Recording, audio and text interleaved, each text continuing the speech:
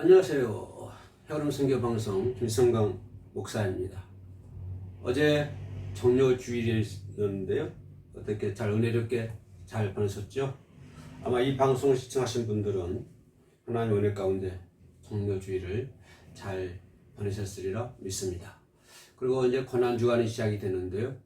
이번 한 주간 동안에 우리가 참 왜 항상 그렇게 해야 된다면은 예수님의 특별히 고난주간을 맞이해서 예수님의 고난스러운 발자취, 또 예수님께서 고난주간 일주간을 보내면서 하셨던 행적들, 이런 것들을 한번 이제 이렇게 예수님의 뒤를 따라가면서 그 모습을 살펴보도록 하겠습니다. 오늘은 이제 월요일 아침인데요. 여러분 잘 아시다시피 월요일 날은 그러니까 어제 예루살렘에 주님께서 입성하셨지요. 오늘 월요일 날 아침에는 무슨 사건이 있었냐면 그 무화과 나무를 저주한 사건, 여러분도 잘 기억하고 계시리라 믿습니다. 정확히 말하면 고난주간 월요일 아침이 되겠죠. 예수님은 성 밖에, 예루살렘 성 밖에 베다니에서 예루살렘으로 들어가시는 길에 좀 시장길을 느끼셨던 것 같습니다. 그래서 길가에 있는 그 한 무화과 나무, 이 무화과 나무에 다가가서 열매를 찾았었는데 열매가 없었다고 하는 거예요.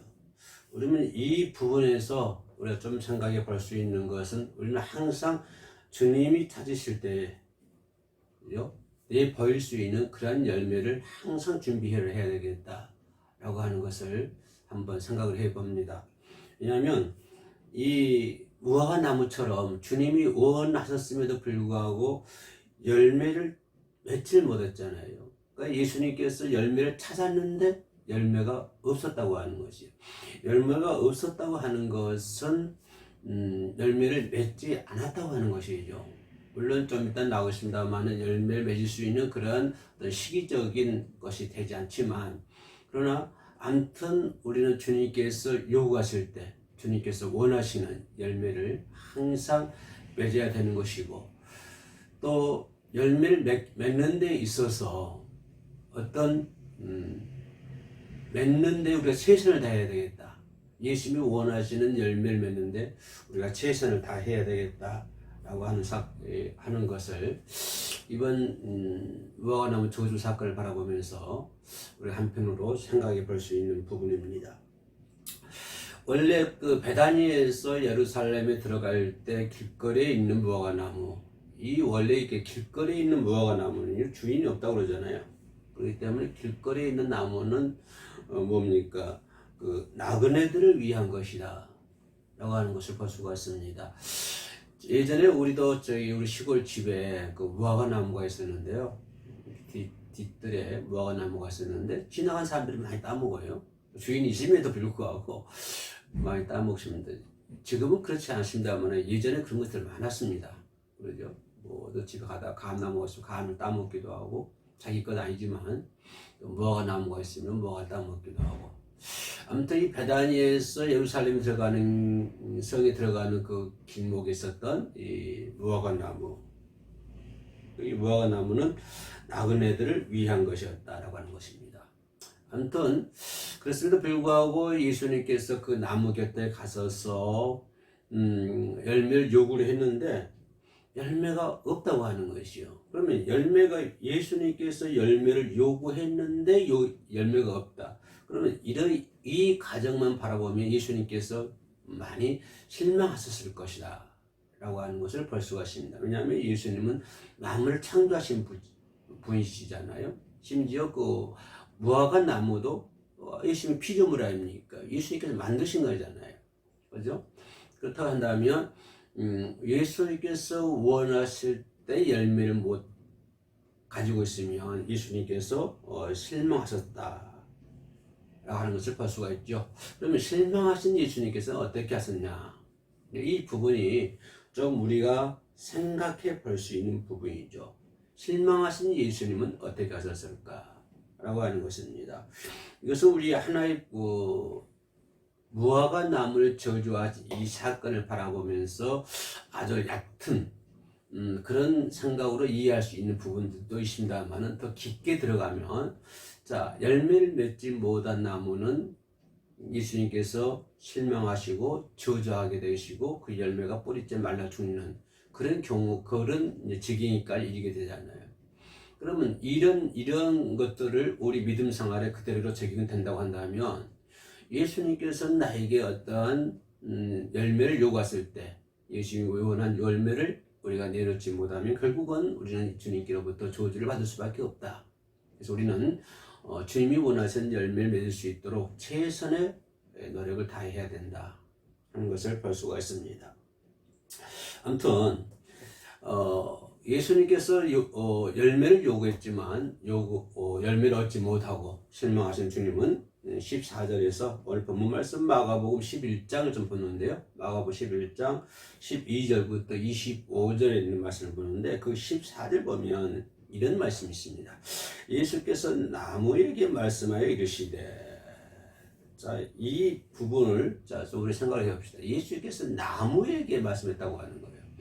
자, 어떤 사람에게 얘기하는 것도 아니고요. 또 우리가 집에서 뭐 반려견을 키웁니다만 뭐 반려견 우리가 말 잘 알아먹잖아요. 그런 짐승들에게 말하는 것도 아니고 하나의 식물이라고 하는 거예요. 그래서 이 식물은 역시 그 식물을 만드신 분이 누굽니까? 창조자라고 하는 것이 예수님이 창조자라고 하는 것이죠.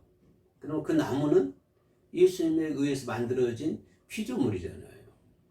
그렇기 때문에 예수님은 그 나무에게도 얘기할 수 있다. 명령할 수 있다고 하는 것이죠. 그래서 이런 것은 우리가 신약시대에 와서 예수님께서 기사 이적을 행하는 거 보면은 많은 것을 접할 수가 있잖아요. 바다가 잠잠하고 파도가 잠잠해지고 죽은 자가 예수님 말을 듣고 일어나는 경우도 있고 이런 것을 보면 우리 왜 그러냐면 그분에 의해서 조성된 그분에 의해서 만들어진 피조물이기 때문에 그렇다고 하는 것입니다. 아무튼 간에 예수님은 이 무화과 나무에게 말씀을 해주는 것이죠. 그러면서 뭐라고 하냐면 이제부터 영원토록 지금부터 영원토록입니다. 사람이 내게서 열매를 따먹지 못하리라.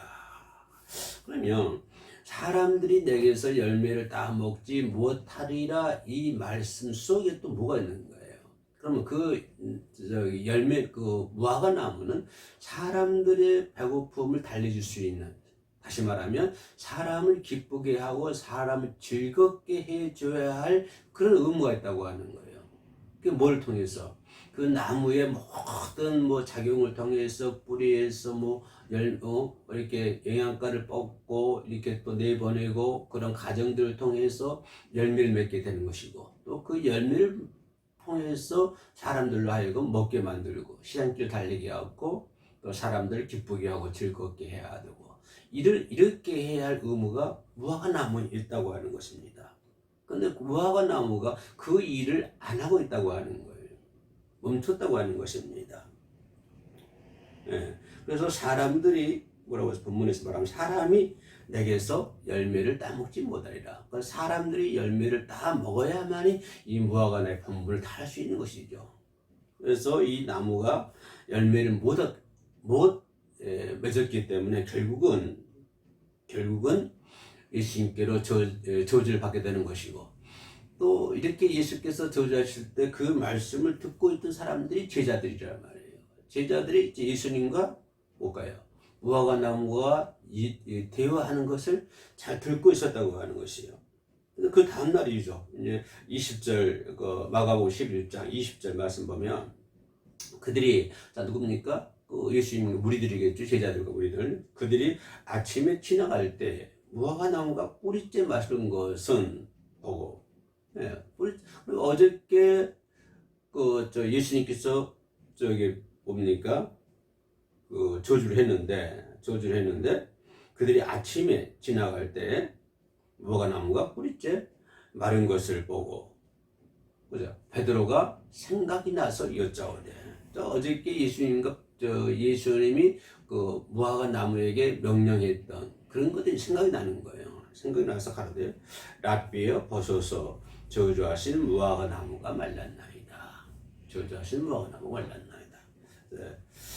자, 이런 대목인데 우리가 이 무화과 나무와 예수님의 저주 이 사건을 바라보면서 좀 이해하기 어려운 점이 상당히 많이 있습니다. 물론 조금 더 깊이 들어가면 우리가 이해할 수 있는 부분인데 문장적으로 보면 이 부분은 상당히 이해할 수 어려운 부분이죠. 왜냐하면 우리가 신약 속에 나타난 예수님의 이적 행위들 이런 거 전부 다 사랑에 의한 거 아닙니까? 그리고 한 번도 예수님 본인을 위해서 기사와 이적을 행하신 적은 한 번도 없습니다. 그럼 모든 이적은 예수님의 사랑에 의해서 나타나고 있거든요. 그래서 뭐 살리고 고치고 회복시키고, 그죠? 살리고 고치고 회복시키고, 이것이 예수님께서 기적을 베푸신 것들이잖아요. 모든 것들이, 그죠? 예를 들면 병든 자를 뭐 온전케 한다든가, 또 귀신 들린 자를 귀신을 쫓아낸다든가, 또 배고픈 자들에게 뭡니까? 이렇게 빵을 주시고 심지어 풍랑을 잔잔케 하시는 그런 예수님의 기사와 이적들은 모두가 어떤 것들이냐면 사람들에게 희망을 줄 수 있는 그런 내용들이었거든요. 다 살리고 회복시키고 그런 것들 아닙니까? 모두가 희망적인 일이었는데, 그런데 오늘 성경에 보면 예수님의 그런 것과 전혀 좀 어울리지 않는 그런 것이 나온다 이 말이에요. 그렇죠? 그 멀쩡한 무화과나무죠. 그 멀쩡한 무화과나무를 저주해가지고 절지에 이 무화과나무는 말라 죽게 되지 않습니까? 그렇죠? 살아있는 나무를 저주해서 죽인다. 이거 어떻게 생각하세요? 평소에 예수님 같으면 그러시는 분이 아니잖아요. 예수님께서 왜 멀쩡한 나무를 저주해서 나무를 죽게 만듭니까? 예. 평소 주님의 성품과 어떤 주님의 그 정세에 맞지 않는 그런 일이잖아요. 어떻게 생각하십니까? 사실 예수님은 수많은 기사와 이적을 행했지만 자신을 위해서 아까 얘기했던 것처럼 기적을 행한 적은 한 번도 없잖아요. 그런데 오늘 성경에서는 본인이 예수에게 시상기를 느껴가지고 열매를 먹기를 원했는데 열매가 없어서 나무를 저주를 했다. 그러니까 이거 누굴 위한 거예요? 본인을 위한 거잖아요. 그런데 예수님께서 신약 어딜 보더라도 자신을 위해서 기사 이적을 행한 적 한 번도 없거든요. 그런데 본문에서는 자신의 필요에 따라서 하는 것을 볼 수가 있습니다. 예를 들어서 강렬 40일 금식기도 하고 내려왔을 때 배가 고프잖아요. 그런데 사단이 돌이 떠게 하는 그러한 그 마귀 유혹을 단호히 물리치지 않습니까? 40일 동안 금식하고 내려오신 분이시잖아요. 예수님께서. 그런데 마귀가 돌을 갖다가 떡이 되게 하라고 하는 그런 것도 물리치신 분이 예수야 이 말이에요. 그런데 오늘 이 사건은 배고파서 열매를 찾다가 열매가 없는 바람에 열매가 없다는 이유로 그 무화과 나무를 저주했다고 하는 것입니다. 황당한 사실이잖아요. 예수님의 성품과 예수님의 정서에는 영 어울리지 않는 그러한 사건이 무화과 나무 사건입니다. 자, 이제 조금 더 이해하기 쉽게 위해서 깊이 좀 들어가면 마가복음 11장 13절 보면 이런 말씀이 있습니다. 멀리서 잎사귀 있는 한 무화과 나무, 멀리서 봤어요. 잎사귀가 풍성했나 봐요. 잎사귀가 있는 한 무화과 나무를 보시고 혹시 그 나무에 무엇이 있을까 하여 가서 보신즉 잎사귀 외에는 아무것도 없더라. 멀리서 볼 때는 잎사귀가 많단 말이에요. 그럼 잎사귀가 많으니까 그 속에 뭐 열매도 있을 것이고, 그럼 열매 있으면 열매를 시장길 메꿔야 되겠다. 이렇게 해서 예수님께서 찾아가는데, 근데 이 열매가 없다고 하는 거예요. 왜 열매가 없었냐면, 그때 무화과 열매가 맺을 수 있는 그 때가 아니라고 하는 거예요. 열매가 1년 12달 항상 맺어 있습니까? 그렇지는 않죠. 그런데 무화과 나무 입장에서 보면 억울한 거예요. 왜냐하면 지금 무화과 나무의 열매가 맺을 때가 아니라고 하는 거예요. 계절상, 그죠?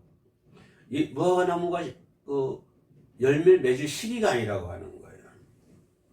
그래서 열매가 없다는 것입니다. 그 열매를 안 맺은 것이 아니라 계절상 열매를 맺을 수 있는 시기가 아니기 때문에 이 무화과나무는 열매를 맺지 않는 것이죠. 근데 제철도 아닌데, 그죠? 열매를 맺을 수 있는 그런 시기도 아닌데 예수님은 열매를 찾으셨고 당연히 열매가 없겠죠. 왜냐하면 열매 맺을 시기가 아니기 때문에. 근데 당연히 없을 건데 열매가 없다는 이유로 그 무화과나무를 저주를 해가지고 말라 죽게 했다 이 말이야. 그러니까 이게 얼마나 황당한 사건입니까? 그죠? 자, 이제 이런 내용인데 이런 내용 속에 주님이 어떤 분이십니까? 그래 아무렇게 하신 분은 아니잖아요. 아마 주님이 원하는 어떤 의도된 사건이다. 그렇게 말씀을 드릴 수가 있겠습니다. 그 사건을 통해서 제자들에게 뭔가를 보여주는, 뭔가 알려주는 메시지가 있다고 하는 거예요. 그래서 그 메시지를 전하기 위해서 예수님께서 의도된 그러한 사건이었다. 그죠? 이렇게 퍼포먼스였다. 이렇게 생각해 볼 수가 있습니다. 그게 뭐냐면, 자, 이 사건의 열매는 하나도 없으면서 잎사귀만 무성했다고 하는 거예요. 열매는 하나도 없어요. 뭐만 무성해요? 잎사귀만 무성해요. 예.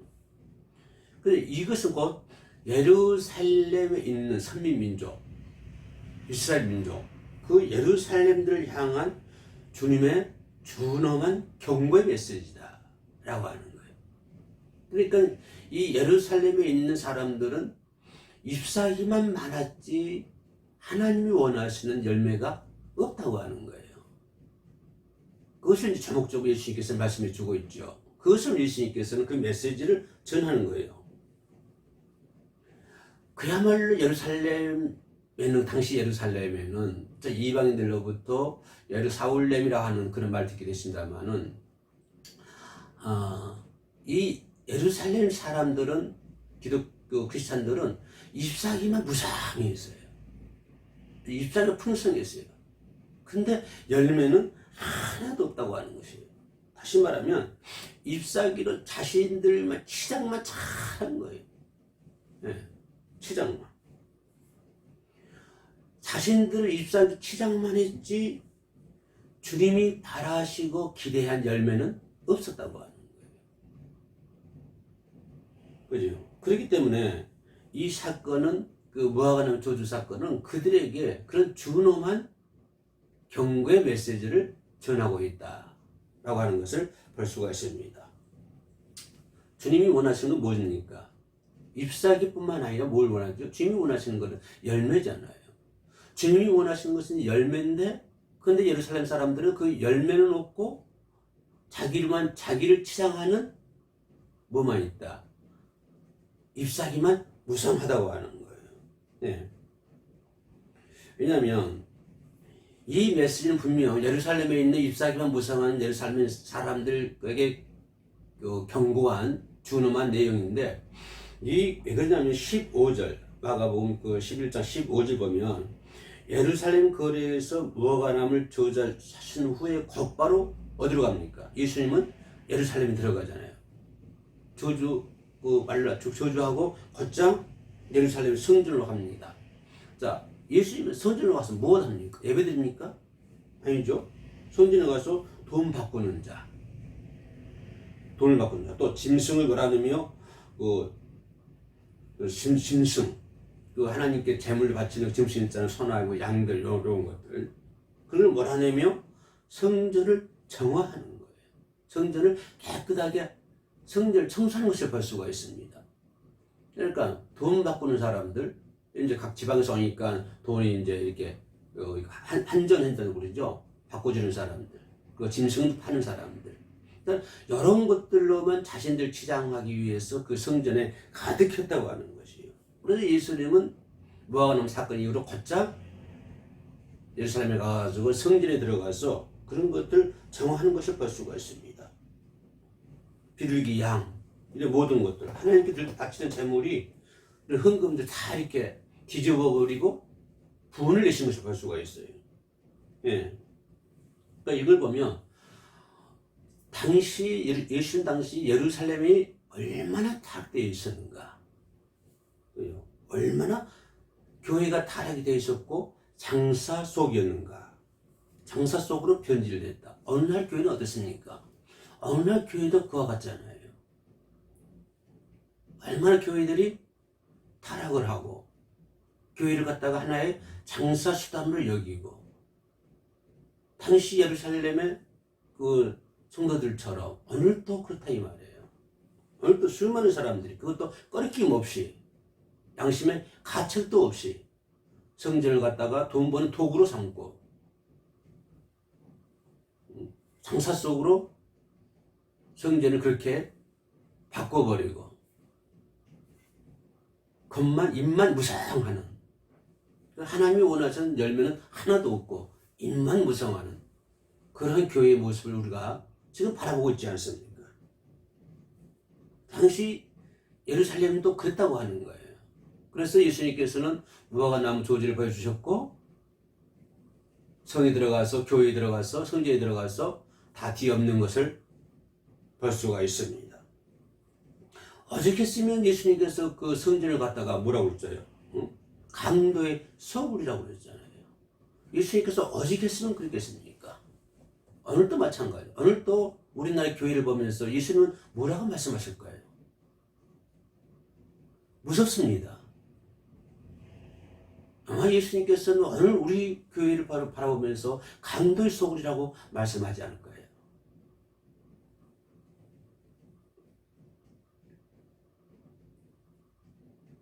진정으로 원하는 예배는 어떤 비둘기, 양, 돈 이런 바치는 것이 제사가 아닙니다. 그죠? 진정한 원하는 것이 뭐예요? 진정한 제사는 내 마음을 드리는 것이잖아요.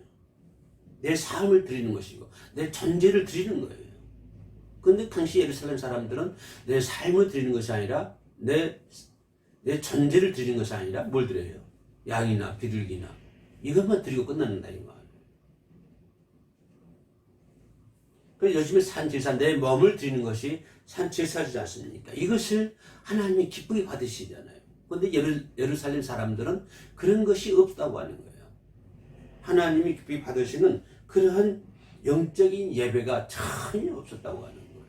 입만 무성했다. 바로 그 베다니에 가까이 있었던 그 무화과 나무처럼 입만 무성했다. 라고 하는 것을 볼 수가 있습니다. 자, 우리가 헌금을 주님께 바칩니다. 그럼 헌금을 바친다고 하는 것은 돈만 바치는 겁니까? 여러분 어떻게 생각하세요? 여러분 헌금 드릴 때 내 돈만 드린다 이거 생각하십니까? 그렇지 않지요. 자, 그 헌금 속에 뭐예요? 그 헌금 속에 내 전제가 있는 것이고 내 삶이 있는 것이고 그 헌금 속에 내 믿음이 있는 것이고 그 헌금 속에 내 사랑이 있는 것이잖아요. 그래서 그 헌금 속에 그런 것들이 숨어 있기 때문에 우리는 헌금을 하나님께 드리는 거다 아닙니까? 단만 돈만 드린다, 돈을 드린다 라고 생각한다면 이거는 안 되는 것이죠. 이것이 우리의 거룩한 우리의 몸을 산저수로 드리는 것이, 이것이 진정한 예배고 진정한 예배 현상이죠. 그럼에도 당시에 예루살렘 사람들은 그런 자신의 삶, 자신의 몸을 드리는 것이 아니라 그냥 양, 염소, 비둘기 이런 것만 비출 줄 이런 것만 바칠 줄 알았어요. 이런 것만 바칠 줄 알았지 자기의 삶이라든가 자기의 어떠한 몸을 하나님께 드리는 것은 전혀 아니었다고 하는 거예요. 그래서 잎사귀만 무성하는 거예요. 그 내용은 아무것도 없어요. 예배는 여러분 잘 알다시피 예배는 형식이 아니지 않습니까? 예배는 어떤 종교 의식이 아니잖아요. 가톨릭교에서는 뭐 의식을 많이 찾고 있는데 종교 의식이 아닙니다. 예배는 뭐예요? 내 전제를 항상 하나님께, 그죠? 하나님께 드리는 거잖아요. 이게 결단이잖아요. 그러니까 예배는 결단이, 나는 예배는 결단이라 그렇게 말씀드리고 싶습니다. 잎사귀가 아니라 열매를 바치는 행위가 중요한 것이죠. 주님께서 잎사귀만 원하고 계십니까? 천만이죠. 주님께서 무화과나무에 잎사귀만 원하고 계셨습니까? 아니요. 잎사귀는 필요 없어요. 주님이 원하시는 것은 열매 있는 것이죠. 그래서 정직한 우리는 열매를 맺어야 된다. 이 메시지를 지금 예수님께서는 전하기 위해서 지금 의도된 이런 무화과나무를 희생을 통해 가지고 한 무화과나무 희생을 통해서 그런 중요한 메시지를 예수님께서 전하는 사건이 무화과나무 저주 사건이다 라고 말씀을 드릴 수가 있겠습니다. 끝까지 시청해 주셔서 감사합니다.